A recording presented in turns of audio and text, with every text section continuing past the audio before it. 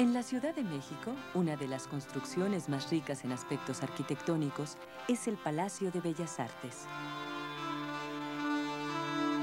El proyecto original fue del arquitecto italiano Adamo Boari, quien en 1904 inició las obras de lo que sería el nuevo Teatro Nacional, en el más puro estilo Art Nouveau.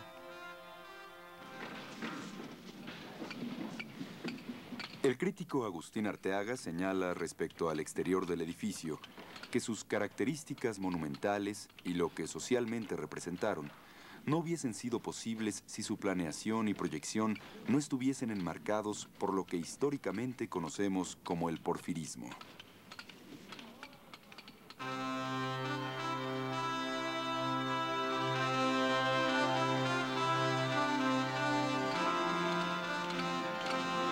Pero el estallido de la Revolución de 1910 hizo que se interrumpieran los trabajos.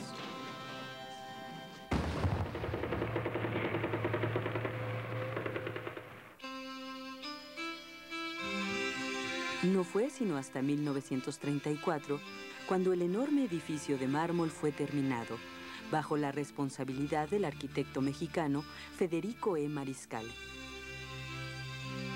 Mariscal introdujo cambios notables, imprimiéndole al edificio el estilo artístico de la época, el Art Deco. El proyecto original sufrió modificaciones sustanciales, tanto que de ser Teatro Nacional concluyó como Palacio de Bellas Artes, y se pensó también que debía albergar un Museo Nacional de Artes Plásticas.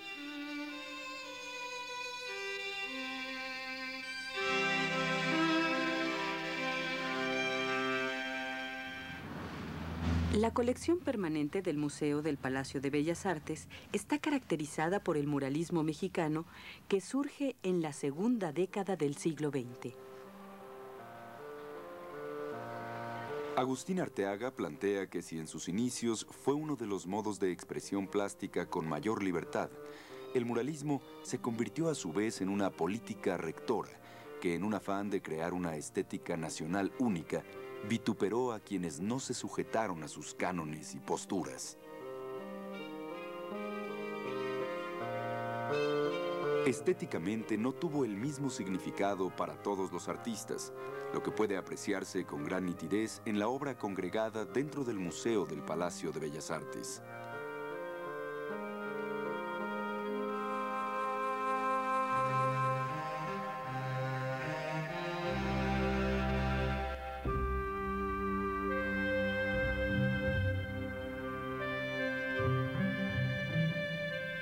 En 1934, Diego Rivera fue invitado para que pintara una composición al fresco en el tercer piso del Palacio de Bellas Artes.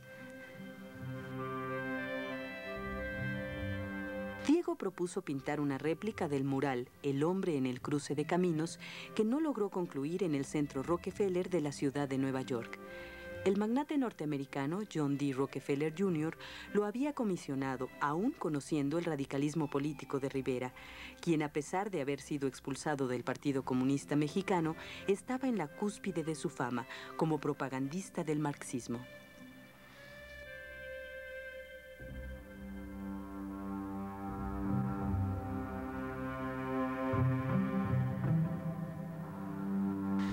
Todo marchaba bien, hasta el día en que descubrieron que Rivera, dentro del tema de la composición, había incluido un retrato de Vladimir Ilich Lenin.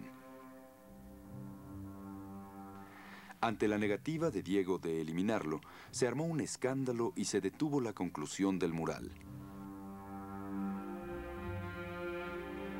Días después, la pintura fue destruida por encima de las protestas mundiales en favor de su conservación.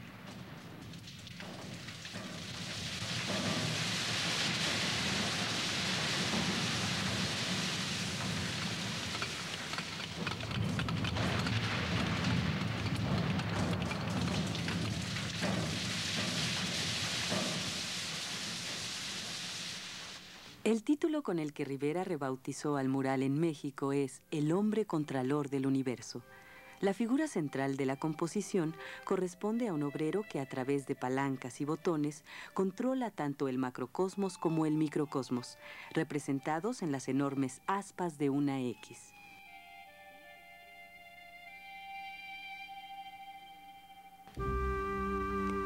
Él controla la vida misma. Y la energía molecular está también bajo su control.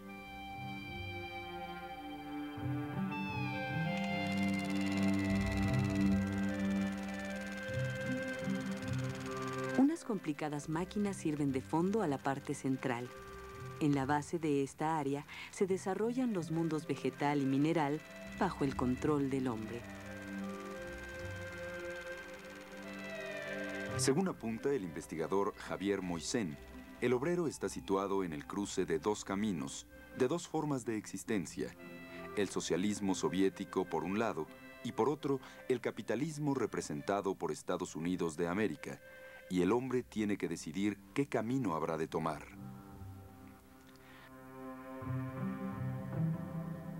Dos cristales gigantescos permiten a los espectadores ver lo que es la vida en uno y en otro sistema políticos.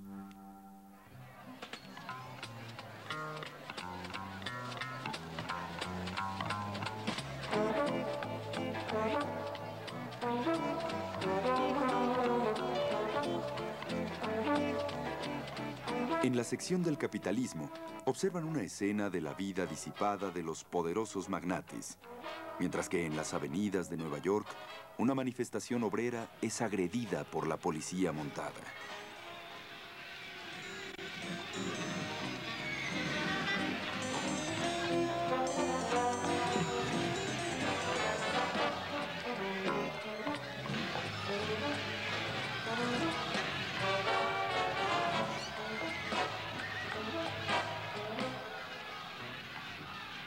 El capitalismo se manifiesta por la agresión, por la guerra con un poderoso ejército y sus armas destructoras como los lanzallamas y la aviación. En tanto que el socialismo está por la paz. Así lo demuestra una concentración de trabajadores el 1 de mayo en la Plaza Roja de Moscú y un desfile de jóvenes deportistas.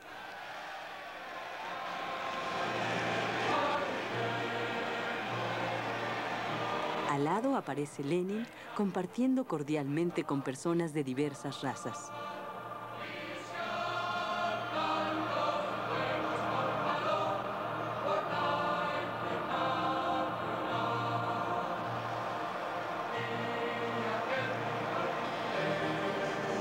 En cuanto al fascismo, Rivera anticipa su derrota mediante una enorme escultura decapitada.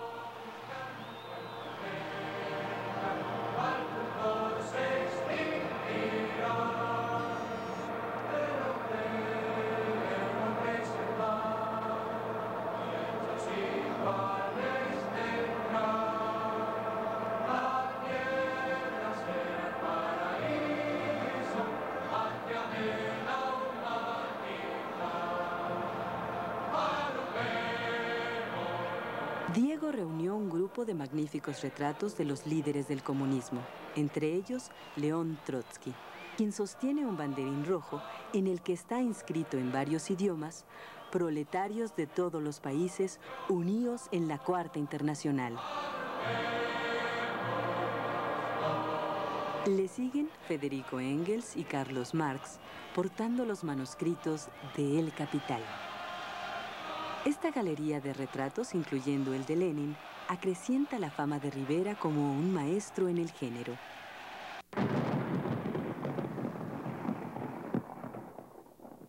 Javier Moisén nos dice que en la réplica que pintó en el Palacio de Bellas Artes, Rivera recuperó, por decirlo así, una obra importante de su extensa producción.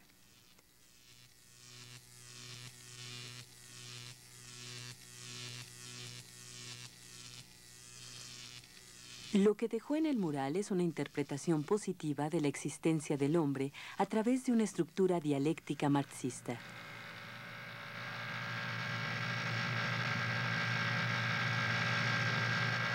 En Rivera había una admiración y su consiguiente entrega a un mundo mecanicista, a un orden regido por la ciencia, por la razón.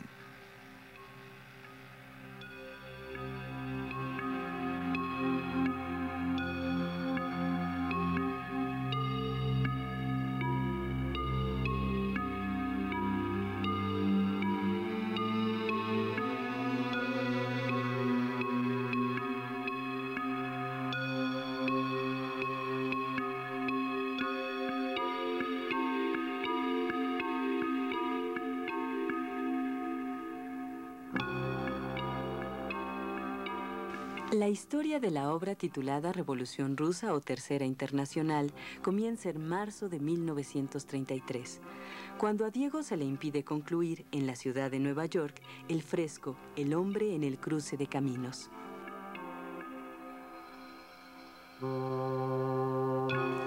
Con el dinero que le da Rockefeller, Rivera decide pintar una serie de 21 tableros móviles para la New Workers' School, a los que tituló Retrato de América.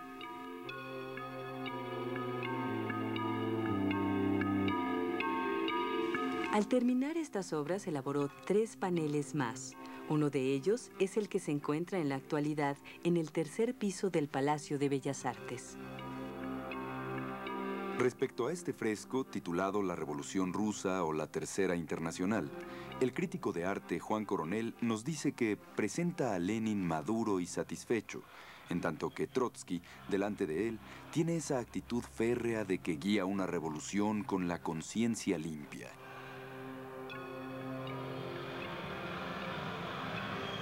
La sustentación ética de estos personajes está implícita detrás de ellos, en una multitud formada por miles de hombres libres que lucharon para su propio bienestar y en contra del zarismo.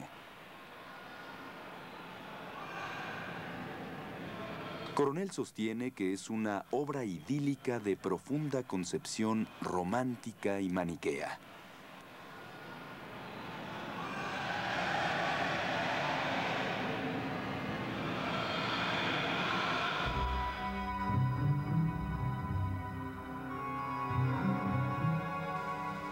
En 1936 se le presentó a Rivera la oportunidad de hacer un mural con un tema que le interesaba desde años atrás, el Carnaval de Huejotzingo. Todo empezó de la siguiente manera, comenta Diego. Mi viejo amigo Alberto Pani me ofreció la comisión de pintar 4 paneles para el gran comedor del Hotel Reforma, que estaba en construcción. Para armonizar con el decorado del comedor, decidí usar temas de carnaval. Dadas mis todavía recientes experiencias de Nueva York, hice los paneles transportables, de manera que si a Pani se le ocurría jugar al Rockefeller, no hubiera excusa para destruirlos.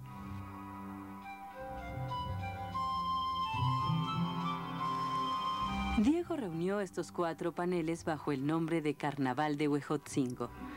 2 pintan festivales mexicanos y 2 están dedicados a temas más contemporáneos.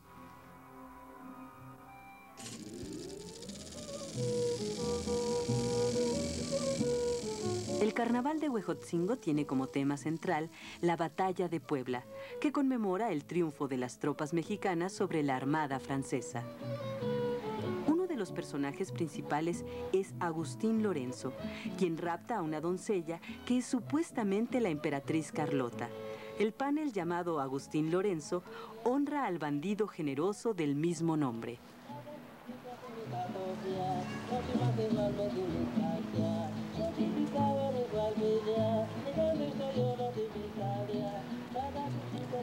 El panel llamado Danza de Huichilobos se centra en torno del antiguo dios prehispánico de la guerra, Huichilobos.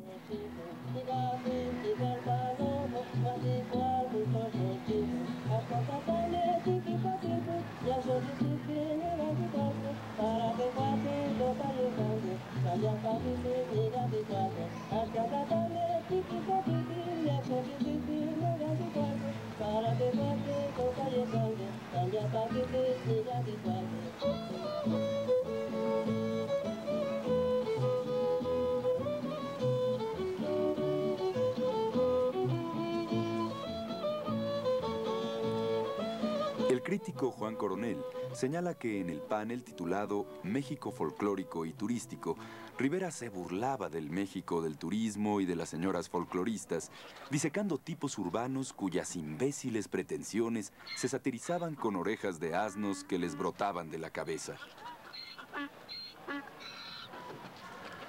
Al respecto, el mismo Rivera comentó: conforme evolucionaron mis planes, fui llevado a dar a mis pinturas de temas actuales toques de naturaleza satírica. En el mural aparece un personaje que lleva una máscara de tigre, muy semejante a la faz del general Calles.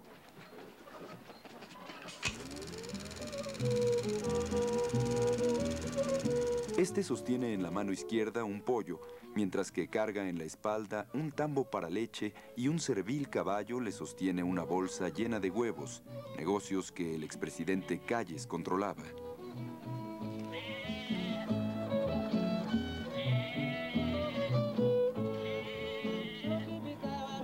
En el panel La dictadura, Rivera pintó aspectos de la vida política mexicana. Coronel nos comenta que un general de cara de cochino baila con una mujer que simbolizaba a México, mientras trata, subrepticiamente, de robarle la fruta que ella lleva a la espalda. Tras él se asoma un clérigo gesticulante.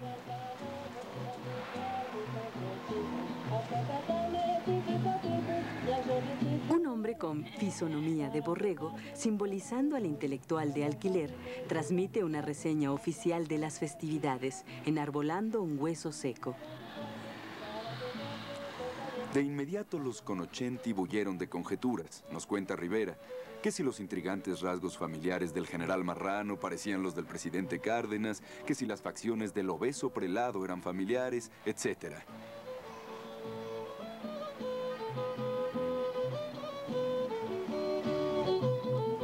Detrás de una enorme figura desproporcionada aparecía la cabeza de un capitalista mexicano. Juan Coronel plantea que tenía los rasgos de Hitler, Mussolini, Franklin D. Roosevelt y el emperador del Japón.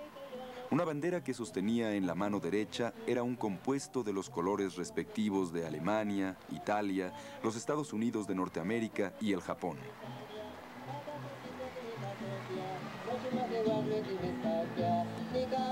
Unos días después de la inauguración, los frescos fueron alterados y posteriormente se les retiró a una bodega.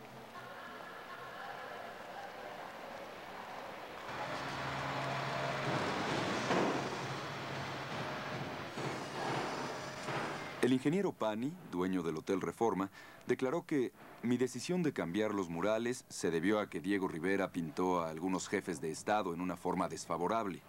Yo le pedí a Diego que cambiara los murales y se rehusó a ello, por lo que yo mismo hice los cambios, cosa que demuestra que es fácil pintar como Rivera.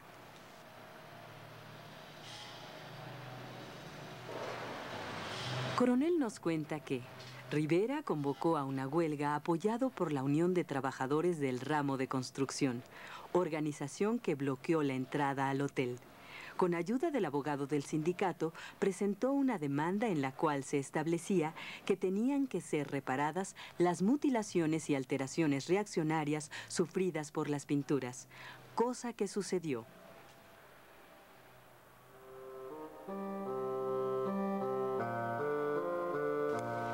Pani guardó los murales durante más de 10 años hasta que logró venderlos y tras varios cambios de dueño, finalmente hallaron su lugar en el tercer piso del palacio.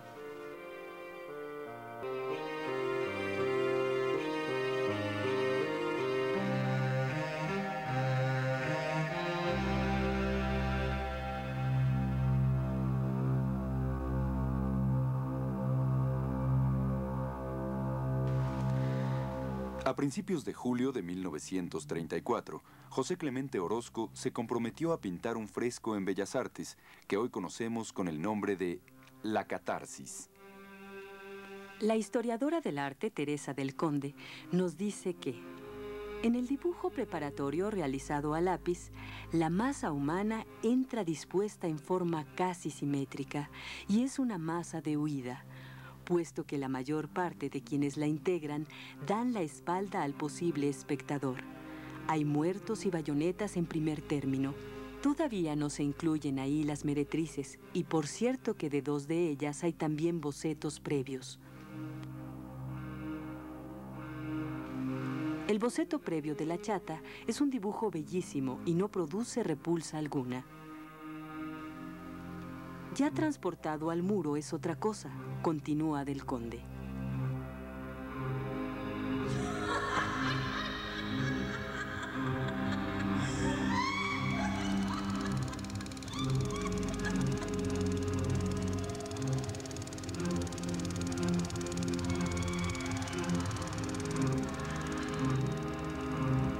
ofrece la forma grotesca que caracteriza tanto a esta figura como a la cabeza de la rubia visca que está al lado.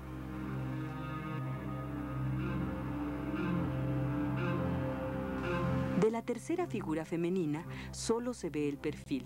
Tiene los párpados pintados de azul y se apoya sobre una caja fuerte abierta. Justino Fernández pensaba que a un mundo inhumano corresponden mujeres moralmente horrendas y que no debe pensarse, como muchos han creído, que Orozco expresó allí un concepto negativo sobre la mujer, sino solo acerca de aquel tipo de mujer que inconscientemente pertenece al caos.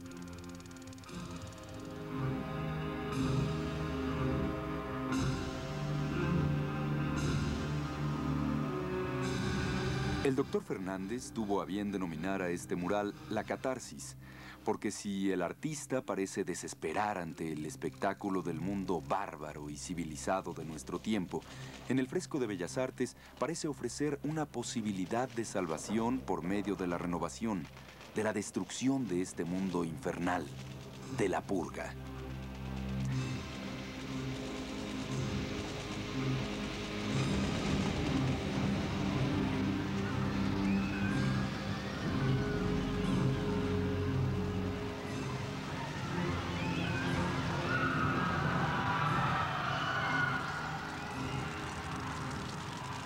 En Catarsis, el horizonte está limitado por el fuego. El fuego devora al hombre. Le sirve a Orozco para pintar símbolos en continua combustión, dice Octavio Paz. Teresa del Conde señala que aunque Orozco siempre fue extremadamente cuidadoso con su oficio de muralista, no es descartable la idea de que pintaba movido básicamente por necesidad de expresión. Por eso es uno de los grandes expresionistas de todos los tiempos.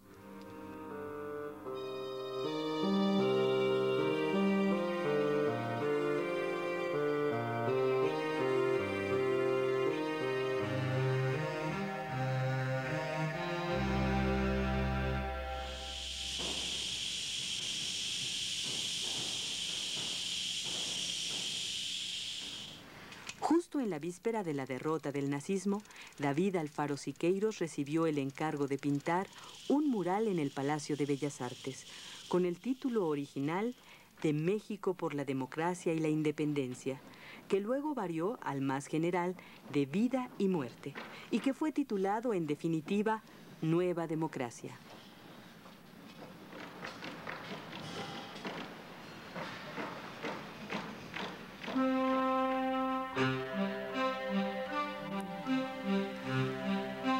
La poderosa mujer de pechos firmes, con brazos y manos potentes, sale de un cráter como fuerza telúrica y está aureolada por una nube blanca que se prolonga en formas caprichosas y coloridas hacia el fondo, que se confunden con el fuego de la antorcha que enarbola.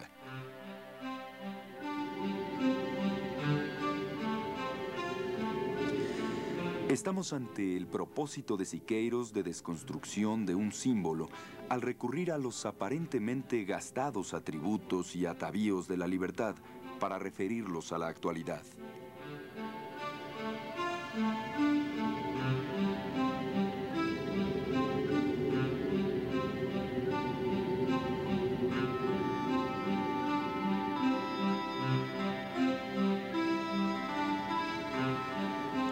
La nueva democracia le exigió a Siqueiros una solución dinámica. El recurso del futurismo italiano de pintar dos brazos sucesivos a fin de dar la impresión de movimiento.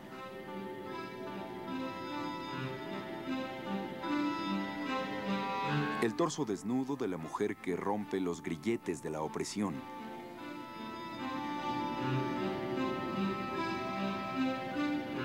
El escorzo del soldado y el paisaje volcánico están diseñados para satisfacer la visión de lo que Siqueiros llama el espectador móvil. En efecto, dice el muralista, el espectador de un mural no elige un punto fijo de visión, sino se mueve, lo cual exige precisar sus puntos de visión. Si se camina frente al mural viendo hacia arriba, la figura central acompaña el tránsito, se mueve con el espectador, lo interpela y lo remite a la visión minuciosa. Siqueiros prolonga la terminación superior de Nueva Democracia con la pintura de una franja de cielo a fin de integrar la pintura a la arquitectura y con ello conseguir un efecto visual de movimiento. El dinamismo de la obra es el correlato visual a una noción de la democracia donde la libertad no resulta esencia inmóvil, continúa Alberto Híjar, sino una condición surgida de la tierra arrasada en la presencia del cadáver del militar.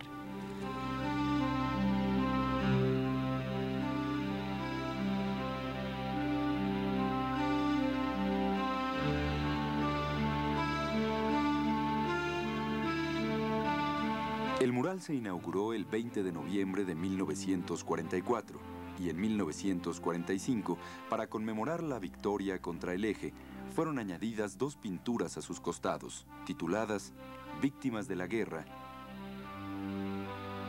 y Víctimas del Fascismo.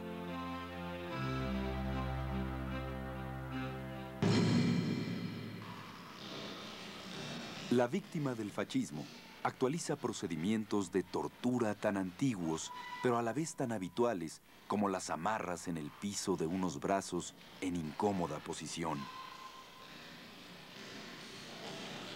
Es precisamente este contraste entre la fortaleza de la espalda cruzada por latigazos y los brazos con las amarras y la incomodidad, lo que comunica dolor indignado ante la brutalidad de la escena.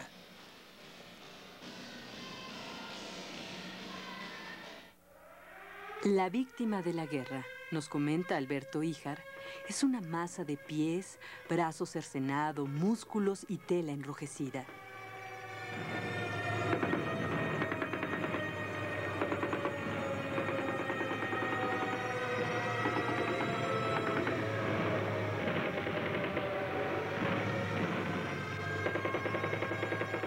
La violencia es concretada por la imposibilidad de identificar algo más que los restos de los pies y las piernas.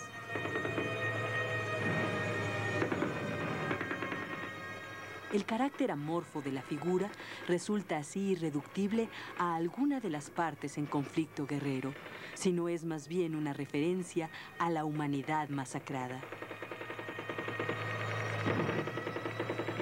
Siqueiros, que sabía el significado preciso de la guerra, se adhirió a la esperanza de que la Segunda Guerra Mundial fuera la última con este rango de importancia y destrucción.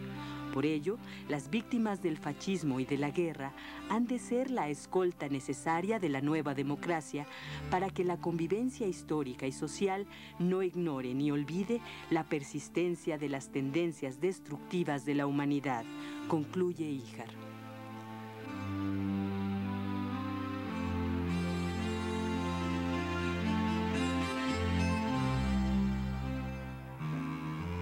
El tormento de Cuauhtémoc fue trabajado por Siqueiros desde 1940, cuando pintó un cuadro donde acentuó un primer plano con el fuego que abraza los pies de la figura con las piernas encogidas y con sus manos amarradas.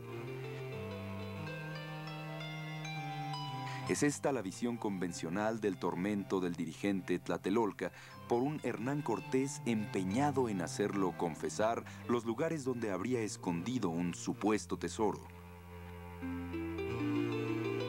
Sin duda, la significación así lograda se refiere al sufrimiento y a la estoica resistencia del dirigente derrotado.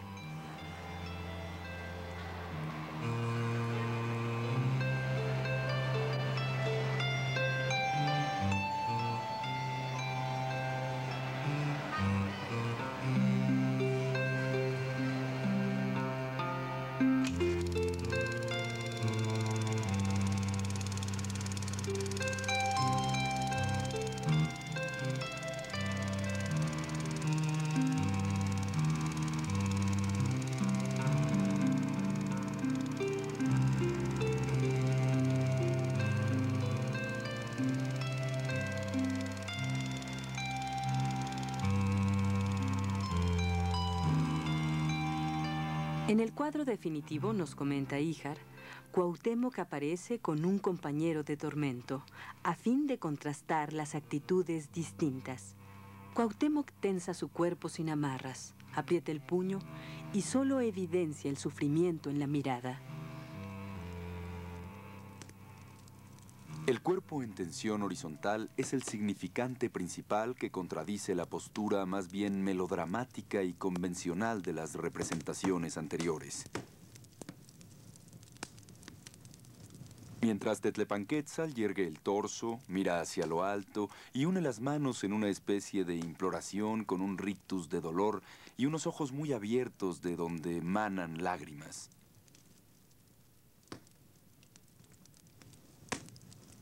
El tormento es así doblemente significado. Vence un ánimo y confirma la digna resistencia del otro. Las armaduras sin rostro son evidentemente la brutalidad armada. La apariencia de máquinas contribuye a dar el sentido actual deseado por Siqueiros, y un detalle precisa una alianza opresora necesaria. Tras la cabeza del segundo conquistador se asoma la cabeza de una india, la Malinche, colaboradora de la conquista.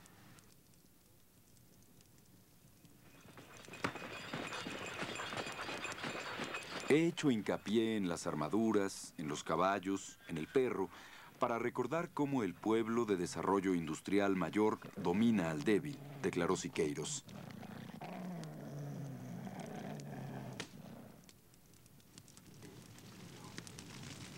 Alberto Híjar nos dice que la figura de la patria perdió su apariencia romántica al teñirse con el naranja del resplandor de la hoguera. El sacrificio se prolonga más allá de la quemadura de los pies de los torturados. Una niña levanta sus brazos con las manos cercenadas. La luz naranja es la huella del acto infame en los conquistadores. Es el color que cubre a la patria.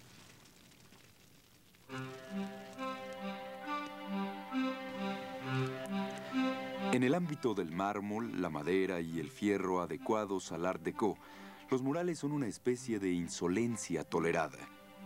Pese a esta falta de integración entre arquitectura vieja y pintura nueva, Siqueiros cumple su consigna de significación actual, combativa y popular de los edificios públicos. Conseguía significar con la liberación nacional un espacio típico de la dictadura porfirista contra la que luchó como militar.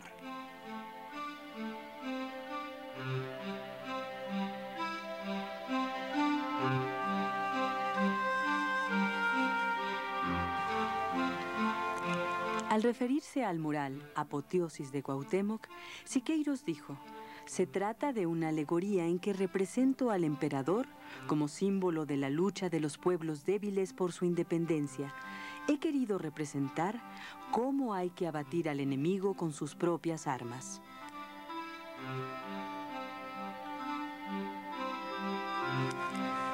Cuauhtémoc, paradójicamente ataviado con armadura, da un paso hacia adelante, comenta Alberto Híjar. Tras el pie derecho, una fila de figuras con el brazo izquierdo en alto y repitiendo el paso de Cuauhtémoc se pierden en el fondo, de modo de significar la grandeza del héroe seguido por las masas.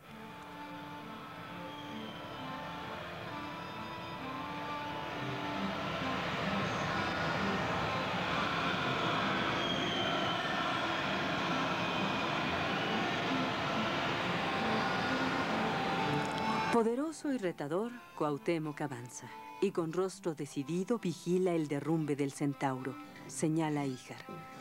El animal mítico que aterró a los indios. Con una lanza en el pecho y bajo el brazo un huevo geométrico, de donde sale el esquema de unas órbitas, que lo mismo pueden hacer mención a una falsa representación escolar del átomo que al universo entero. Un orden se derrumbaba. Una monstruosa bomba había destruido Hiroshima y Nagasaki.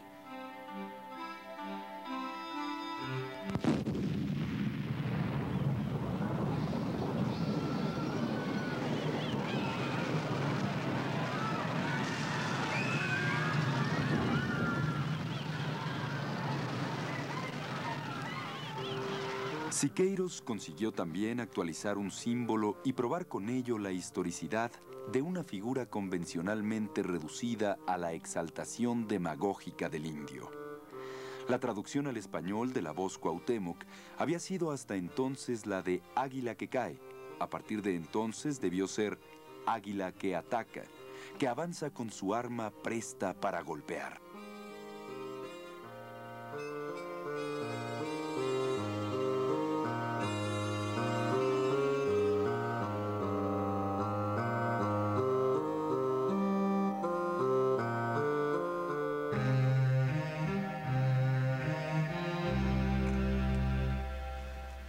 En 1951, Carlos Chávez, amigo fraternal de Rufino Tamayo, se decidió a encargarle unos murales permanentes para el interior del Palacio de Bellas Artes.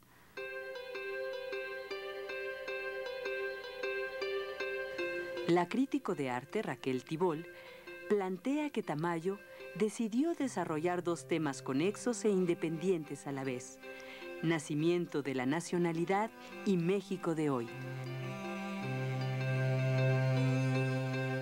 Ya en 1944, Tamayo había declarado que México ha llegado a un periodo de madurez artística que permitirá crear un nuevo tipo de pintura mural. Este nuevo tipo de pintura que yo pienso originar deberá responder a una aspiración de fondo, a una expresión profunda de los caracteres de nuestra raza que la haga mexicana por esencia, captando para ello los colores, las proporciones y el sentido de las creaciones precolombinas y su fuerza vital y su contenido, pero revitalizados con los modernos recursos técnicos.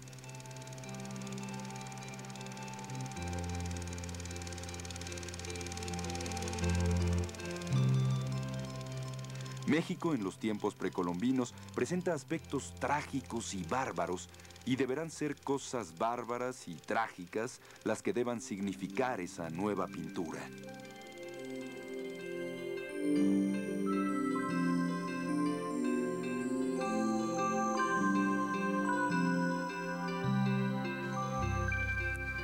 En Nacimiento de la Nacionalidad, de 1952, Tamayo expresa toda la complejidad de un mestizaje que sobrevino al cabo de una conquista violenta. Apunta Raquel Tibol. El crítico Antonio Rodríguez dijo de este mural: sobre un cielo verde nocturno irrumpe el monstruo que hizo posible la conquista. Hermano del rayo, rompe la gasa verde de la noche con su relincho estremecedor. Sobre él aparece el hombre bárbaro de la profecía quetzalcátlica. No lo vemos armado con espadas y arcabuces, pero sus armas son más temibles. Trae consigo misteriosos aparatos, relojes, sextantes, brújulas. Y mientras el sol y la luna se yuxtaponen e interpenetran, en la tierra, una mujer con senos de pirámide da luz a un ser nuevo. Tibol señala: una criatura café y blanca, colores todavía separados en su cuerpo en porcentajes iguales.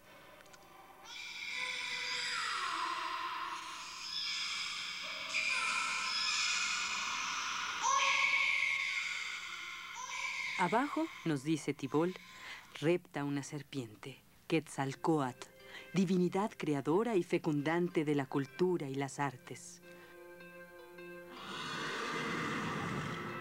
Nunca un relincho había llenado de tanto asombro a la tierra y a los cielos como este del caballo de la conquista que Tamayo interpretó con tanto vigor poético, concluye el crítico Antonio Rodríguez.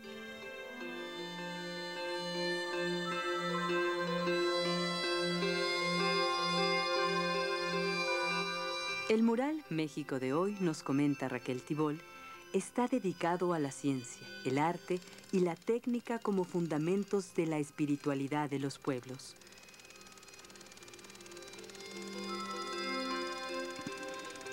Cánones arquitectónicos europeos y aborígenes se funden en una estructura que da marco a un personaje envuelto en llamas, un Prometeo Quetzalcóatl.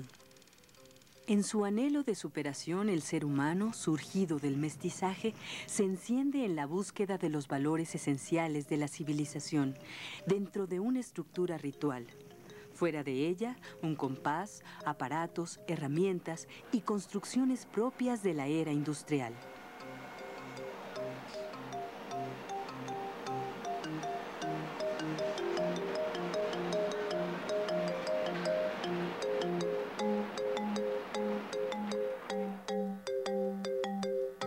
Tibol observa que en los extremos del tríptico aparecen dos personajes.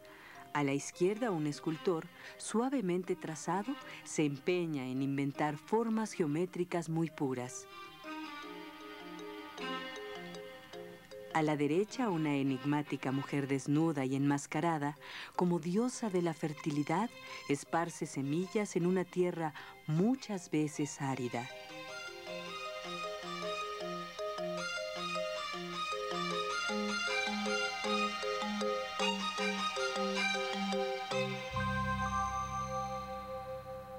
Tibol nos recuerda que el prestigiado crítico Paul Wertheim escribió que en México de hoy, cada uno de los tres sectores tiene su propio colorido, muy diferente al de los otros.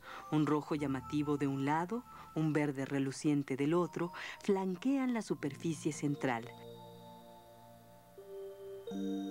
Fácil resulta reconocer que las sutiles variaciones cromáticas en las tres secciones de México de hoy se basan en los colores de la bandera mexicana: verde, blanco y colorado. Raquel Tibol apunta que los murales del Palacio de Bellas Artes demuestran que el proceso estético de Tamayo fue más intelectual que instintivo, y no pudo haber sido de otra manera porque lo que persiguió fue un nuevo enunciado de la realidad.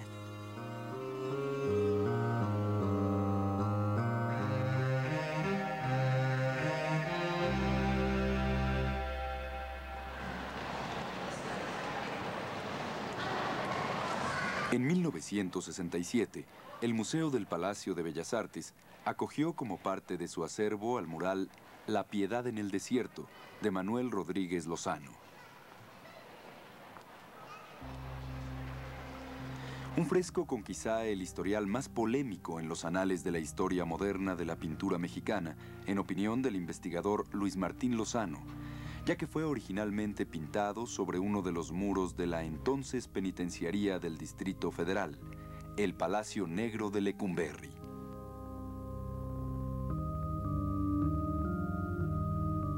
Rodríguez Lozano fue responsabilizado por la pérdida de 4 grabados de las antiguas colecciones de la Academia de San Carlos, cuando fungía a la sazón como su director. Hecho que aconteció cuando las instalaciones fueron tomadas por un grupo de vándalos inconformes.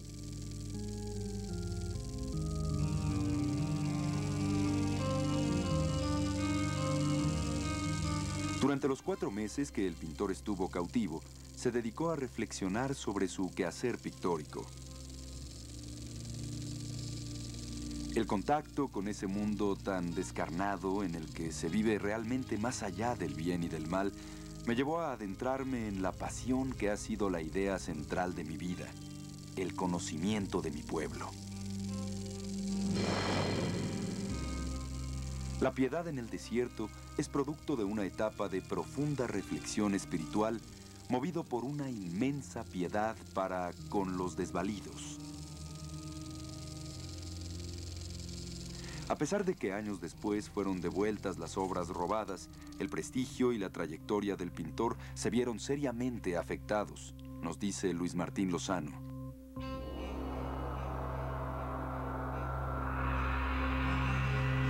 El mural sufrió un gran deterioro, pero finalmente fue desprendido de los muros de Lecumberri empleando la técnica del estrapo por el Centro Nacional de Conservación de Obras Artísticas de Limba.